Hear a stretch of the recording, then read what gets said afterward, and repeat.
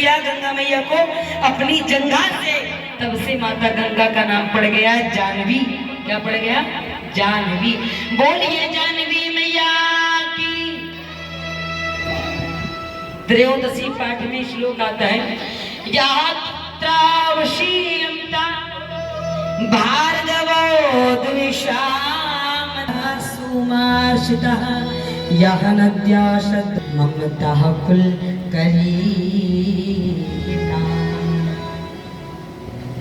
जब गंगा मैया जन्नू ऋषि की जंघा से वही, तो गंगा मैया ने कहा नहीं, मैं अशुद्ध हो गई, क्योंकि मैं नारायण के चरणों से निकली हूं और ये मुझे पी गए और मुझे इनके जंघा से निकलना पड़ा। अब मैं अपवित्र हो गई, और जब गंगा ही अपवित्र हो गई तो गंगा औरों को कैसे पवित्र कर पाए?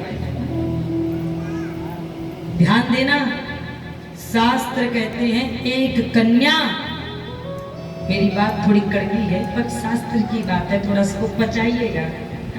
एक कन्या विवाह से पहले कितनी भी दूषित हो गई हो, कितनी भी अशुद्ध हो गई हो, चरित्रहीन हो गई हो, लेकिन जब उसका विवाह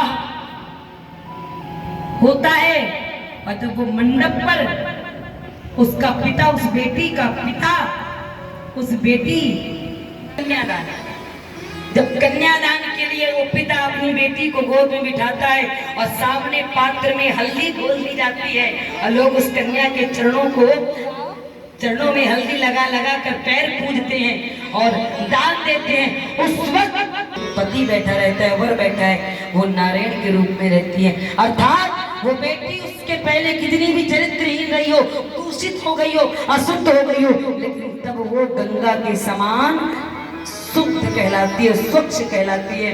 तो आज गंगा माता कहलाती है कि मुझे शुद्ध करने के लिए भगवान नारायण को मुझे अपनी गोद पर बिठाना पड़ेगा। किसमें? गोद पर बिठाना पड़ेगा। तब श्री हरि नारायण क्या करते हैं? बोले गंगा मैया जब प्रकट हुई जंघा से, तब प्रभु श्री हरि नारायण विराजमान हुए और तब गंगा मैया की पहली धार प्रभु की गोद में पड़ी और तब जाकर आगे कल कल करती हुई वो प्रवाहित हुई। इसलिए प्रभु ने यहाँ पर अपनी गोद पर गंगा मैया को लेकर एक संबंध पिता और पुत्री का भी जोड़ा है, बनाया है। इसीलिए राम जी मन में विचार करते हैं कि इस रिश्ते से गंगा मेरी बेटी है और एक बेटी की छाती पर पैर रखकर लात रख, फिर जीविका तो समाप्त हो जाएगी। प्रभु का एक साधन है, इसी के द्वारा कमाई करके बाल बच्चों को पालता हूँ और ये भी नारी बन जाएगी, तो फिर प्रभु रोज सौत का झगड़ा खड़ा होगा, कृपा करो। तो प्रभु कहते हैं अब कैसे विश्वास हो आपको कि मेरे चरण इस लकड़ी की नाव को नारी नहीं बनाएंगे? तो बगल में केवट के कौन खड़े हैं? निषाद राज। निषाद राज केवट की ओर इशारा करके कहते हैं केवट जल्दी फायदा उठा ले, जो फायदा मैं नहीं उठा पाया, जो